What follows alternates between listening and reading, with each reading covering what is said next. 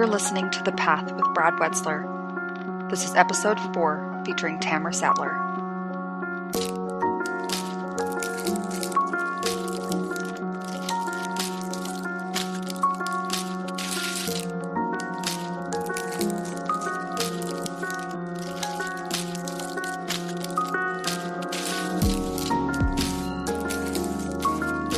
All right. How you doing out there? This is The Path, and I'm Brad Wetzler. I hope you had a good week. It's been a tough one in Boulder, Colorado, the town where I live. As you probably saw in the news last week, a young man walked into a major supermarket carrying an assault rifle and killed 10 people, ranging in age from their 20s to their 60s, including a police officer that was called to respond to the crime.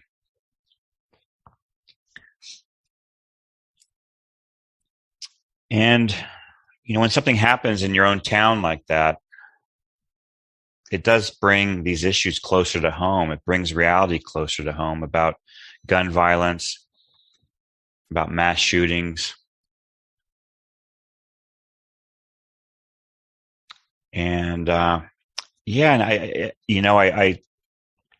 meant to do this recording of this intro for the interview today, days ago, and I just couldn't sit down and do it. I think I wanted to feel better. I wanted to feel more sure of what I wanted to say. And each day I just woke up feeling a mixture of feelings. And as a man, I think we sometimes move into anger quickly, too quickly, and have a hard time with the sadness. And, just every day I woke up just filled with different feelings. I didn't lose anyone I knew personally in the shooting, but this isn't a big town, and it had a deep effect on my friends and myself in ways I don't think I even totally understood. And as I mentioned, I kept waiting for my feelings to settle, to get clear. And I think that is a part of my practice is, slowing down when something big happens and trying to get clear before responding, and it just didn't happen. And then yesterday I decided to drive down to the supermarket where the killings happened and spend some time at the fence, which has become a memorial and been covered with flowers and signs of support.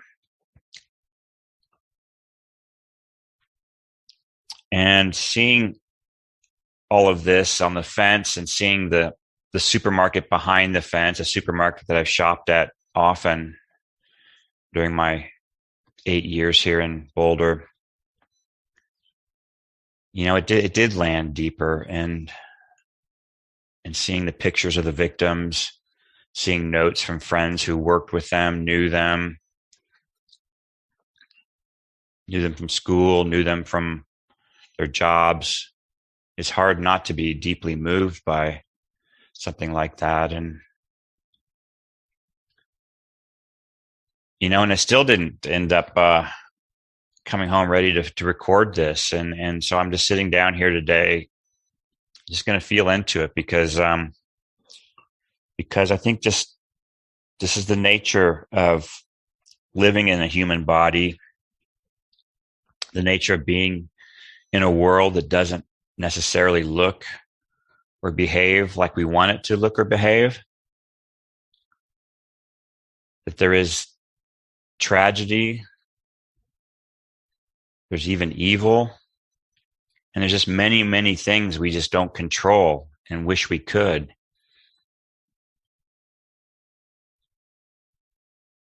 And I think this is a major source of suffering, as the Buddha named, and that our minds sort of wish things were one way, and they are another way sometimes, often, most of the time, maybe.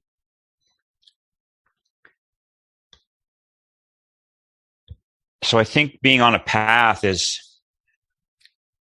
important, and it never is probably more important than when you go through something difficult.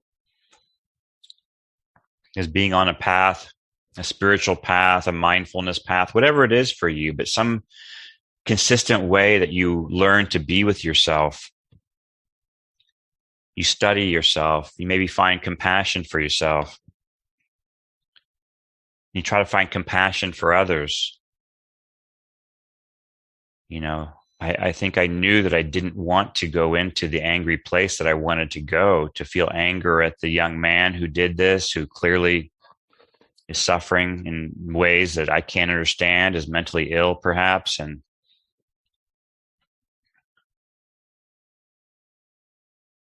what the causes of that, I'm not sure of. Was it family situation? Was it alienation from, living as an immigrant?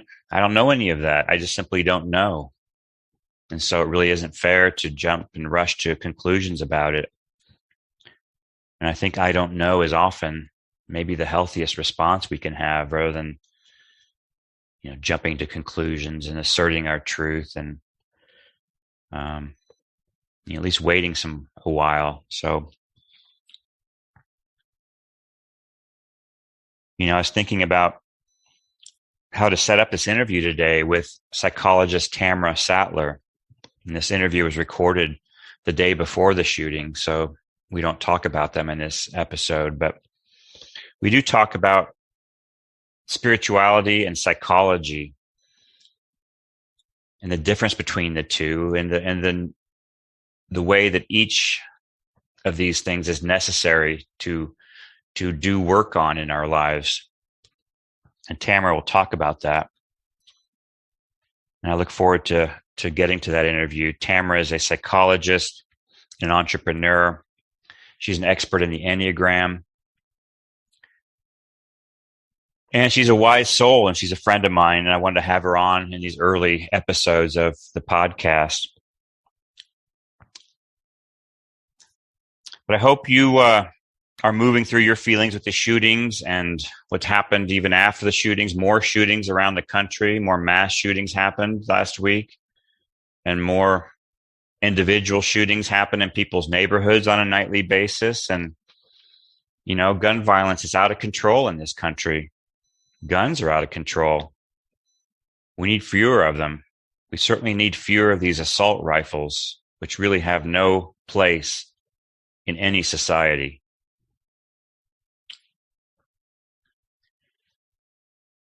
And I hope that this episode and all of these episodes can help bring you to your truth, that you can learn things about yourself, learn things about the path of awakening, so that you can step into your world. And maybe that does mean trying to make some change in the world.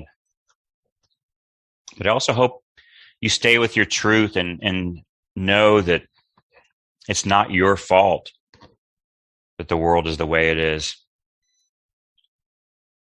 It's not any of our faults, and we can work to change. And I think it's a great thing to do. We need to do that. And we also need to keep coming back to a place of compassion for ourselves and for others. Because you may not get the results you want to get in anything you try.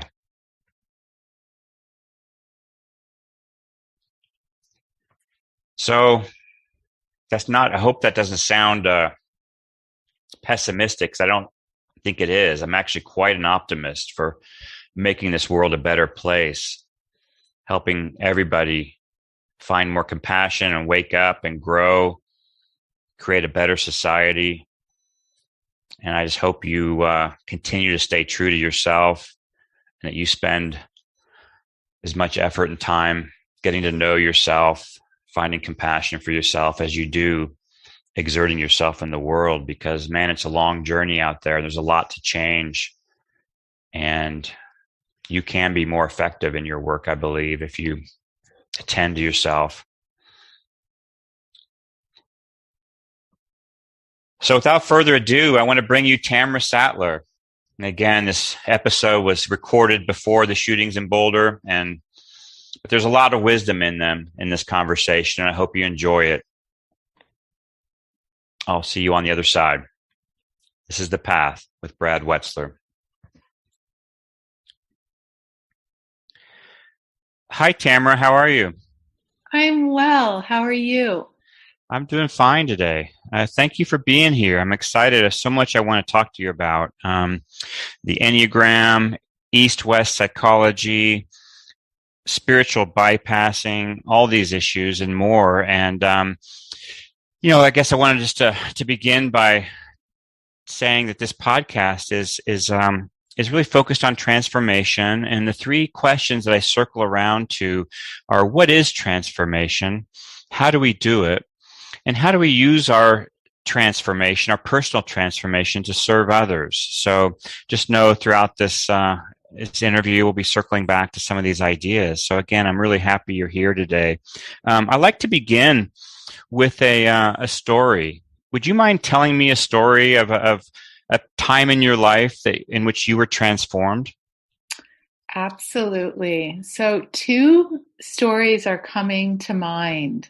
Do you want the lighter one or the more intense one? I prefer to go deep, fast. Okay. So let's start with the intense one. Yeah. So you brought up transformation, and let's see, 2006, I was living in an ashram in Florida, studying Vedanta and self-inquiry. And my insurance was running out. And so I went in for my first mammogram, the mammogram that we're supposed to have when we're 40. And lo and behold, the technician circled 3 little breadcrumbs on my screen, which was the start of 8 years of deep transformation. So I had DCIS, which is very common.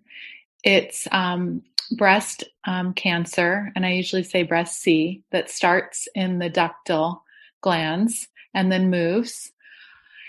And so basically, I went from A to Z on research, changing my diet, doing lots of alternative therapies, doing the minimal that the Western medical system had to say. And I learned so much. I mean, literally fell to my knees in my entire exploration. And I guess, pondering it in the moment, I think what I most learned was I needed to accept reality. And I just couldn't. Until they told me that I was going to die, I couldn't accept what was happening. I was fighting. I was fantasizing. I was rebelling. I was doing all the things that my ego does. Instead of just saying, I'll say it now, I had breast cancer.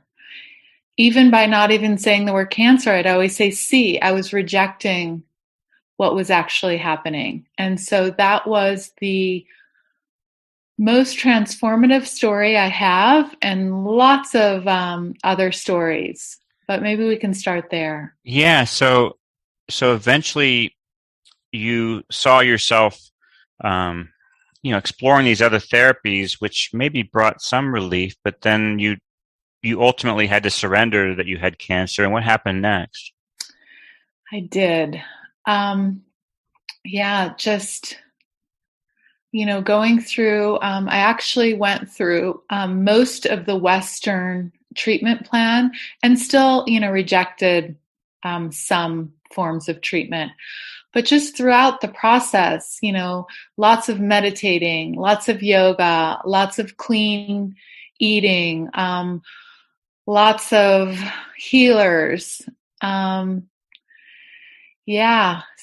it was quite the journey. And I ended up moving to Boulder because my therapy practice and my whole world was centered around the UCSF campus, which is where I was getting, all of my treatment. So I don't really think about it too much anymore. Right. It's Well, thank you for sharing that story. Yeah. And I'm glad that you came out the other side and safely and are now well. Talk to me a little bit about your work with clients. And I know you have a PhD in East-West psychospiritual studies. And so tell me how that's maybe different from how you work with someone that's different from, if I just sign up for a therapist who specializes as just an ordinary therapist. Let's just leave it at that. Yeah. So I'm Hakomi trained, and I went to CIS and really studied a lot of Vedanta, which is, the old Vedic texts and a part of Hinduism, pre-Buddhism. So basically the way I look at things is most psychotherapy is just the horizontal, just helping people with beliefs, behavior, thinking, feeling. But I think it's so important to bring in the vertical, to bring in the depth of one's being, to bring in the felt sense, to bring in connection, to bring in how we're situated in the whole. So these two ways are how I meet clients. And it also happens to be the way the Enneagram, an ancient spiritual map, is structured. So I bring in a somatic-based theory, Hakomi, my Enneagram lens, my own journey, of course, absolutely paramount. And I'm really with people. Can you talk a little bit more about this horizontal and vertical, just to unpack it a bit more for my listeners? So the horizontal being, the psychological work, and the vertical being the spiritual work. Can you just say a little bit more about how those things are different and why they're different and why maybe they have to be treated or looked at in a slightly different way? Yeah, so these are, very complex understandings. But basically, if we look at our ego and its fixations and its triggers and its structure, that would pretty much be the horizontal. So it's kind of like a self-improvement project. You're really helping someone change behavior, alter their beliefs or dissolve their beliefs or become a new and different person. And then the vertical is really the depth of one's connection to our deepest self, aka God, universe, whatever word you want to use. So meeting all of those unmet parts. And I guess in working with it, it can be said, it's almost like either an onion or people have different ways of explaining it.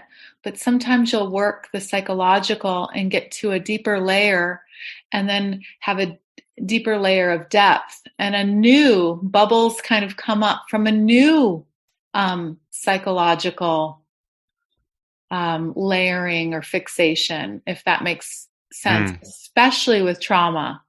A lot of people on the spiritual path have a lot of trauma. And so as they meditate more, as they do psychedelics, whatever they do, they're going to come to these trauma pockets that you have to deal with. That's your psychology. One of the things I think that's confusing to people, and before we move into the Enneagram, I just want to explore this area a little deeper. I think the word ego gets confusing for people who are on a spiritual path because ego in the Eastern tradition, you hear, you need to lose your ego, lose your story. But in fact, for us Westerners and a lot of the work we do psychologically might have to be doing with creating more inner authority, which And sometimes people use that word ego for that, but they're different things. So I guess what I'm maybe just trying to mirror back what I'm hearing is that the psychological work is like getting stronger in our lives, getting better habits, better mindset. And then the spiritual work is transcending all of that and going deeper into our essence. Is that right? Do I have that right? Yeah, a lot of theorists talk about this, a lot of teachers. So basically, you build an ego, then to lose an ego. Mm-hmm. But if everything can be felt and sensed and met, and you can be with a loving companion, then it's you start to kind of explore both areas at once, if you will. Mm-hmm. A loving inner companion you're talking about? Or even both inner and outer. Okay, yeah, okay. So a Great. lot of our original wounding was with our parents or was with authority. So really having that outside loving companion can be extremely supportive on your path. Right. Talk to me a little bit more about the people you specifically have been helping over the years. Yeah, so I was very drawn. And again, the path, I did not pick this. And yet my path brought clients that by Western terms have a diagnosis of borderline personality disorder. And ironically, a type 4, which is what I am in the Enneagram, and we can get into that. At my worst, I would be labeled in the Western system as BPD or cyclothymic bipolar. So I spent 15 years holding, maintenancing, healing as best I could these clients and just really fell in love, with each and every one of them. And I kind of got to a point where I had to go back and continue to work on myself because it was such a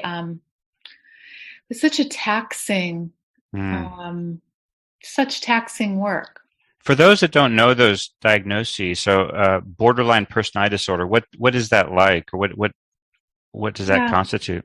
So basically, the way the Western theorists term it, it's the having psychosis and neurosis. So it's basically a split, a fragment in your psyche, so that you're really just too sensitive for the world. You don't have a constellated ego self.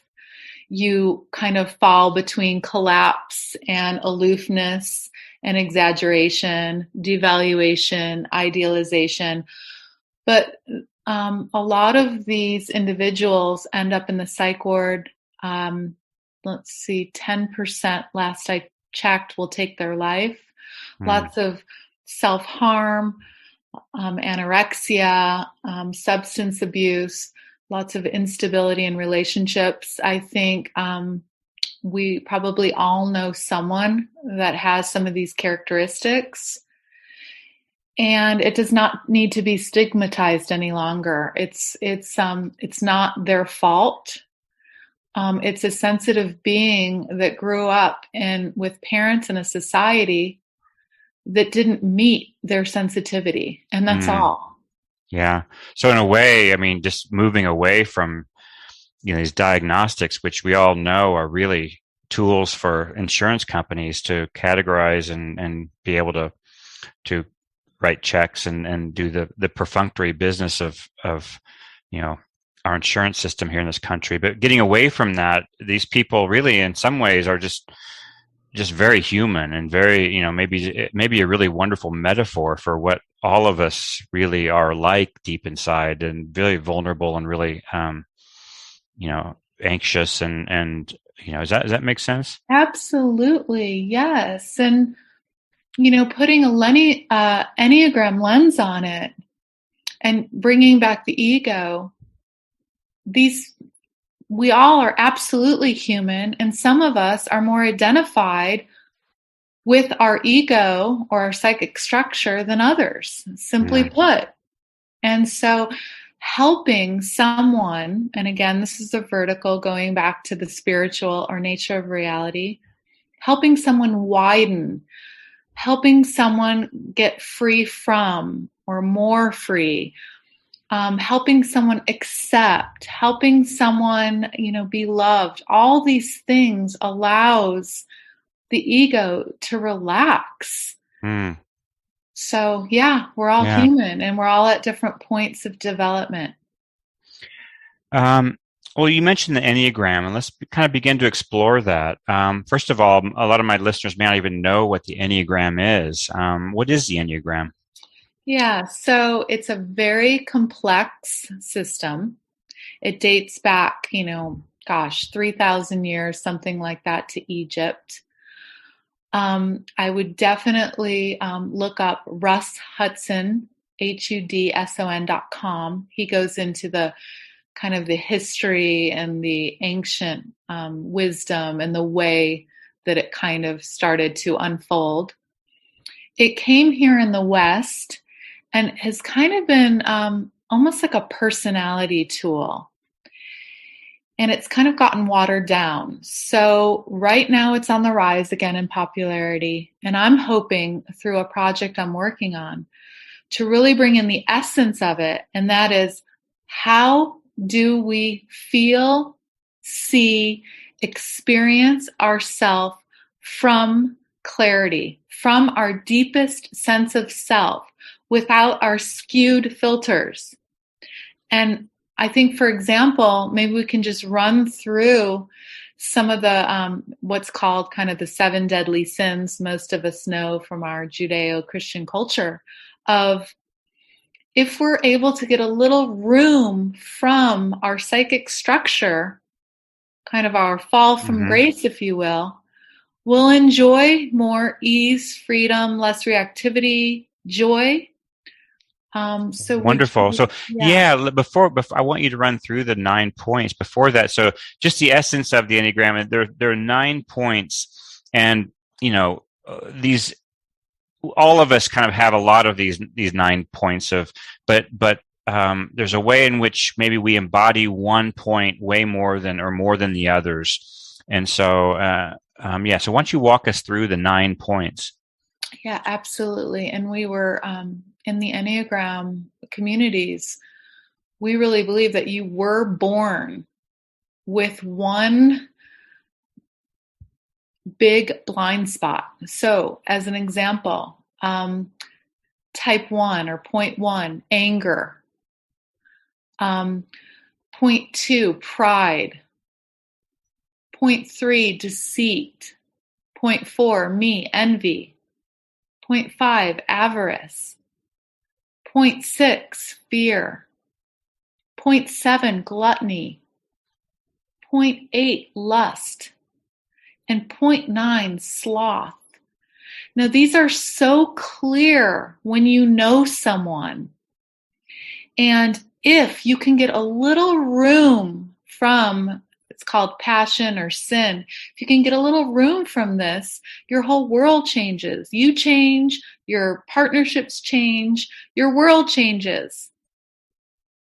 So by kind of coming to terms with our particular, blind spot, we can transform.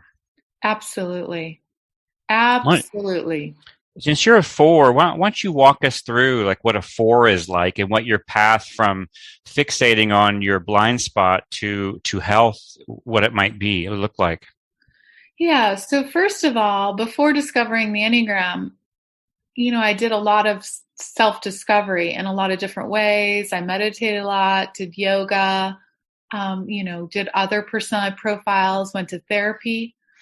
But I had no idea that my envy was running the show. And what envy means is I thought I would be happy or joyful if I had what another had, like a cool house or that awesome boyfriend, or if if I had, larger breasts, or if I had smaller lips, or whatever it was. And so before that was pointed out to me, I had no idea that I was looking through this lens in the first place. And then through that, I'm able to see clearly how I see what's missing versus what's here. I see what another has versus what I have. And so my whole path has been really constellating more of a sense of self. And that doesn't just mean ego self, more of a sense of my embodied self, my sensing who I am in all parts of me. And then exploring, all the ways that I trick myself.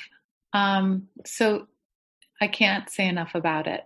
Yeah, I just know a little bit about it. As you know, I've done a little bit of work in the Enneagram on myself, and I'm a 6. And so what I know about it is that, my fixation, my blind spot is fear, and that I might have kind of an unconscious fear running through me that kind of colors everything I do, as almost as if if fear were yellow, for example, and I'm looking through a telescope, everything would look yellow for me, so fear is that lens that I see everything through, even if I'm not even fully aware of it. And then my path to growth has been embracing that fear and seeing how fear runs the show sometimes. And when I can do that, I can step into courage. And what little I know, and I know far less than you do, Tamra, is just that, 6s can, when they embrace their fear, can be some of the most courageous, people around, because they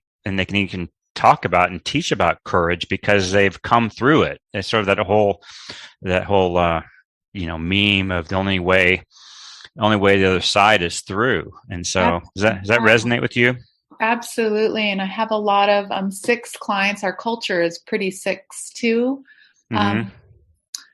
Very fear-based, especially with this last year of COVID.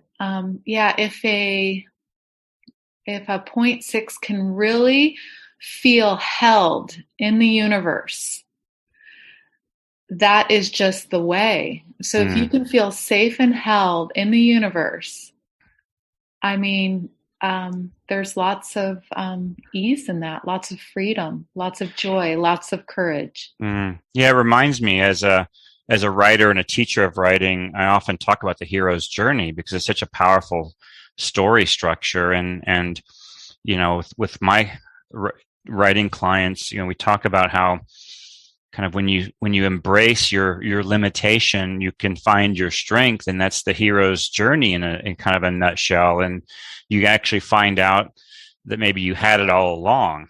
And so for someone like you who's a 4, when you move through your envy and come into ease and peace, do you see that you kind of have had it all along? Does that make sense? Yeah. It's always kind of an unfolding. Just kind of, stripping off the layers, event by event, year by year, so that I can come into an essential quality, which feels like joy and ease and beauty and peace. So it's, peeling back the layers. Nice.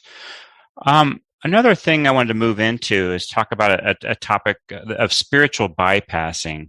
And it's been up in our culture a lot. I think, can you talk about what spiritual bypassing is? Yeah, I absolutely can. So John Wellwood coined the term. And it basically means that you haven't done your psychological work.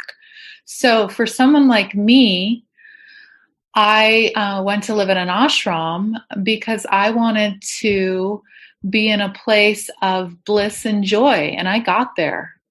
For a long time.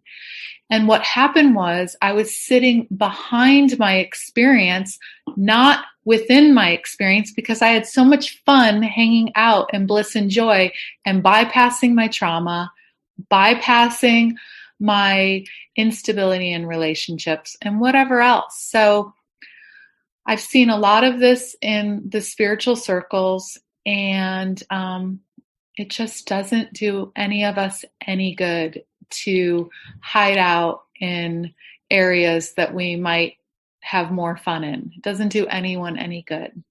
Yeah, I think of the classic, we both live in Boulder, and we'll see, someone carrying their yoga mat, and looking all pieced out, and then suddenly they're flipping off a car that nearly hit them or something, and that's the kind of the idea that when you over-identify with your spirituality, and it keeps you from maybe even growing in ways that are also needed. Absolutely. There's something about darkness and shadow and grit and anger, especially for us women. That's the transformation, not just hanging out in love and light.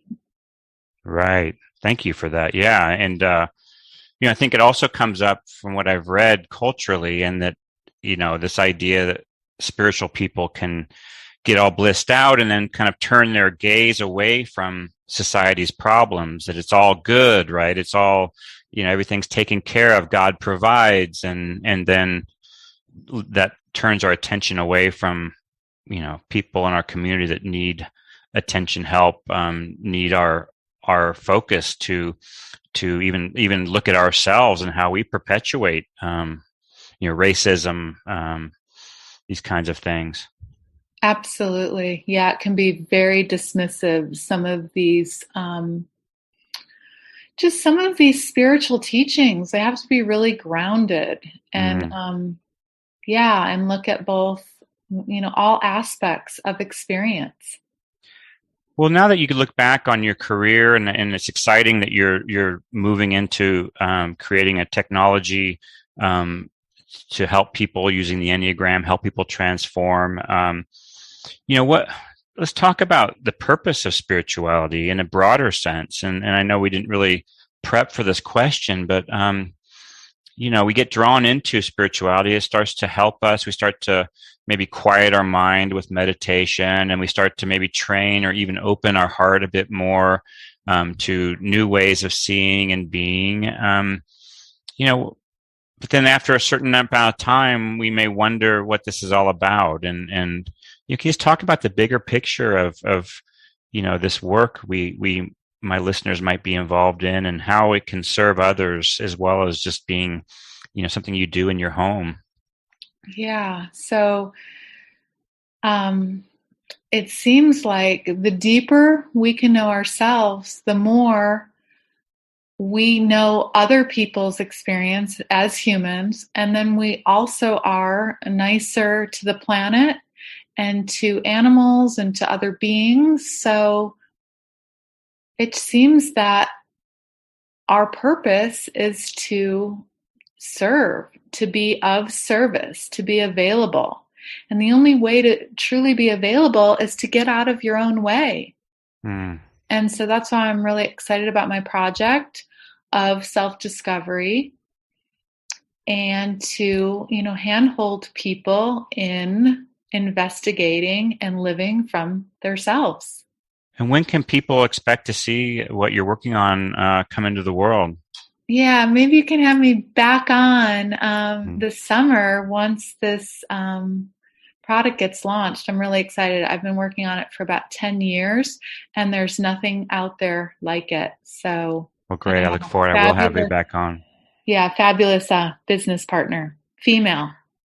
Great. Well, I look forward to that, and we'll have you back on. I guess I'd like to end with, I'm trying to make this podcast be of more of service to people, and I'd like to give each of my guests a chance to talk about maybe a nonprofit or service organization that they care about, and maybe give the website to. So, what would you like to mention today and talk about? Yeah, so I think therapy is so important. I've mentioned a companion a few times, a witness. So openpathcollective.org is a platform that offers therapy at a lesser fee. So, most therapy these days is $150 an hour. Most people can't afford that. So this site gathers licensed therapists for as low as $30. And I'm just really moved by this organization. Wonderful. And what's their website again? So openpathcollective.org.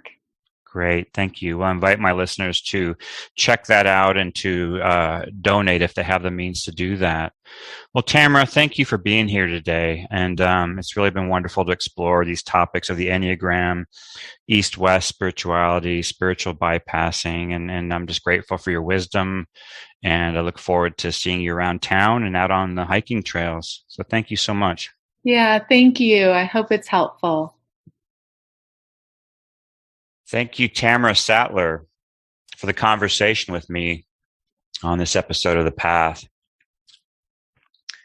You know, I think some of the things that stuck out for me that I always learn a lot from Tamra when I talk to her. And I love her passion for helping people suffering from,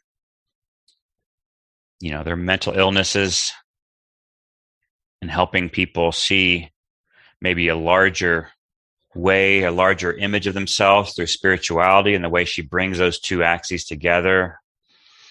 And I love her passion for the Enneagram and how that's helped her in her own life and help her with her clients to see maybe a path to growth through understanding the lens that we all get trapped in, and that we all maybe have a little slightly different way of being trapped, but we do get trapped. And when we have some awareness of our stuff, and we have some compassion for ourselves, and maybe move closer to those parts of us that are troubling, you know, that maybe growth can happen there. And this is nothing, you know, that I'm telling you. This is what all the great yogis and Buddhist masters and spiritual teachers have said for thousands of years. And I love the way Tamra unpacks it and shares it.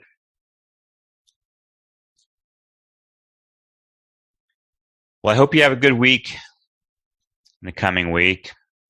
I hope you find steadiness and ease. I hope you work through whatever you're working through. You know, a lot of people, again, are affected by gun violence right now, but that isn't the only problem we have in the country and the world. And I invite you to stay connected to your deepest self and to keep moving toward there so you can show up in the world in a way that is of service. And thank you for being here. Stay strong, stay on the path, and may all beings be free.